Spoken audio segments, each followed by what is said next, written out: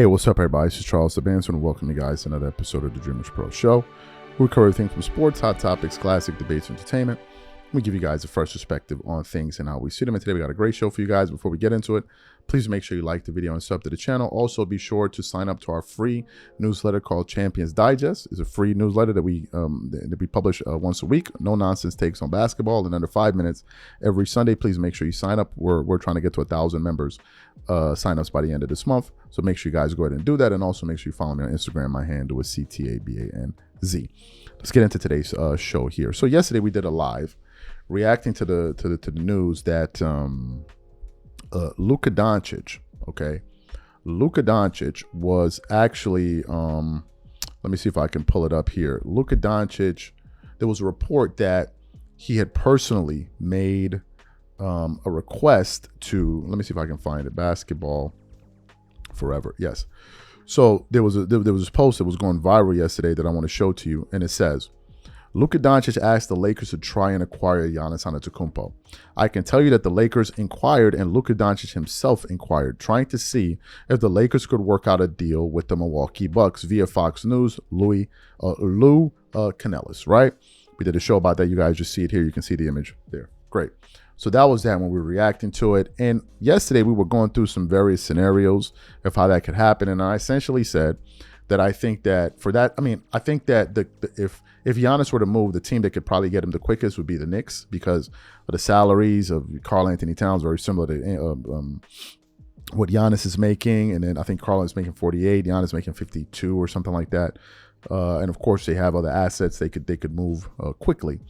I thought that the Lakers would be a long shot, right? I thought the Lakers would be a long shot, but apparently NBA insider Brian Windhorst from ESPN feels differently.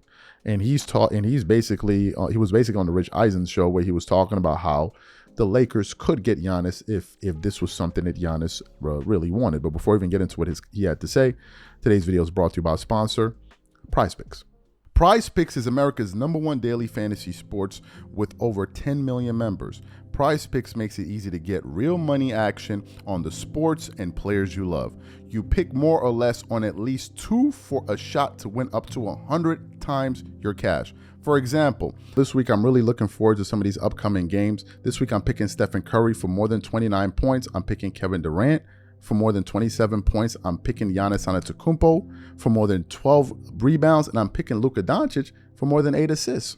If you're like me, and you like to play safe, you'll love PrizePicks' new feature, Flex Plays.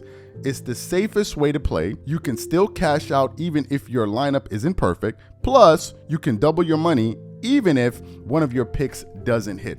On top of this, PrizePicks puts their members first, so all withdrawals are fast, safe, and secure. When my picks hit, I can get my money as quick as in 15 minutes. So download the PrizePicks app today and use code CLNS to get $50 instantly when you play $5. That's code CLNS on PrizePicks to get $50 instantly when you play $5. You don't even need to win to receive the $50 bonus. It's guaranteed. And remember, whenever you support this sponsor, you're supporting this channel. Thank you. Okay, excellent. So what we want to do is I want to play what Brian Windhorst had to say. I want you guys to listen to it quickly. And then we're going to come back and continue on the show. Take a listen to Brian here. If you're a Laker fan, which is really what you're getting to, Rich, what you're saying, because the Laker fans are like, well, when are you going to say how he's getting to the Lakers? Like, when are you getting to that? Yeah. If Giannis said to the Bucks, trade me to the Lakers, Yes, sir. he would be a Laker. But any other way, I don't see how the Lakers do it, because I don't think the Lakers can win a bidding war. Okay, if it's a bidding war where there's teams offering draft picks and players and stuff, because I don't know how long-winded you want me to go here, but the Bucks don't control their next 3 drafts. Okay, so the Bucks starting a rebuild where they like, okay, we're gonna sink down and get, that doesn't work because they don't control their picks. So the Bucks probably are either going to want real players who help them today in a trade, or they're going to want draft picks from a third team. What I mean by that, a third team, is me having my draft pick doesn't work. I don't control the next 3. I'm trading you Giannis Antetokounmpo. Your team's going to be awesome. Giving me your draft picks for the next couple of years aren't doing me any good. Do you have third team picks that might be valuable?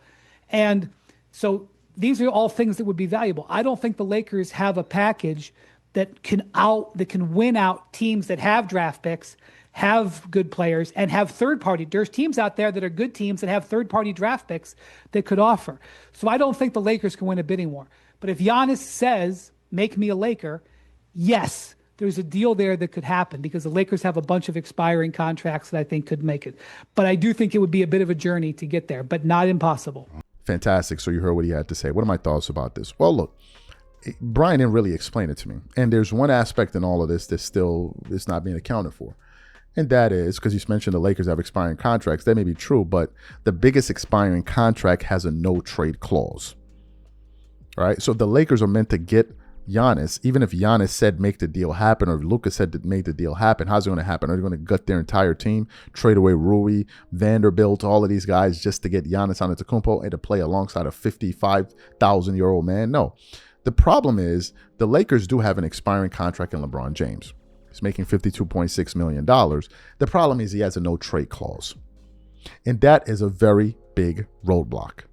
Because even if the Lakers wanted to make the trade, even if the numbers worked, LeBron would still have to sign off on that trade. And LeBron James is not going to go play in Milwaukee. He's just not.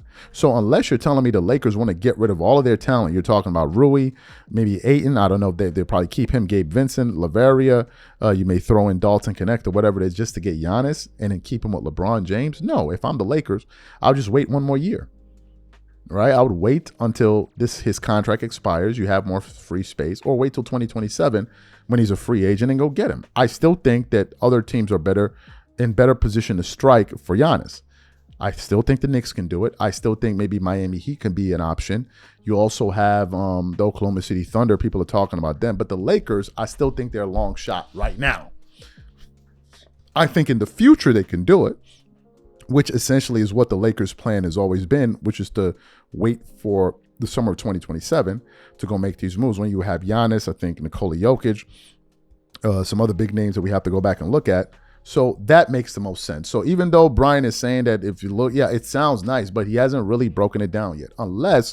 Because you're telling me that Giannis is going to be on a team with LeBron, and I just don't understand how that would make any sense. The Lakers have already made it clear that they want to move on from LeBron. So why don't they do it in a time where it makes more sense? Now, obviously, there's urgency. As a Laker fan, you want to win now. And Lakers builds teams through trades and signings. They don't go through the draft. That's not how the Lakers have had success. You look at Kareem Abdul-Jabbar. Okay, Magic Johnson is an exception, but you look at Kareem Abdul-Jabbar. You look at Shaq. Kobe was a trade. Pau Gasol was a trade. Anthony Davis, I think, was an offseason signing. Luka Doncic was a trade. So if you look at some of the big names that they brought to LA, it's through those two mechanisms. So I don't know how. I mean, unless they pull off some type of Houdini magic trick, I guess they could do it. But as things stand right now, I don't see any way in which this could happen. But this is just my thoughts, right? And Brian Windhorst clearly knows more information about this kind of stuff than I do. So these are my thoughts. Whatever you guys think, please leave your thoughts in the comments. And we catch you on the next one. I'm out. Peace.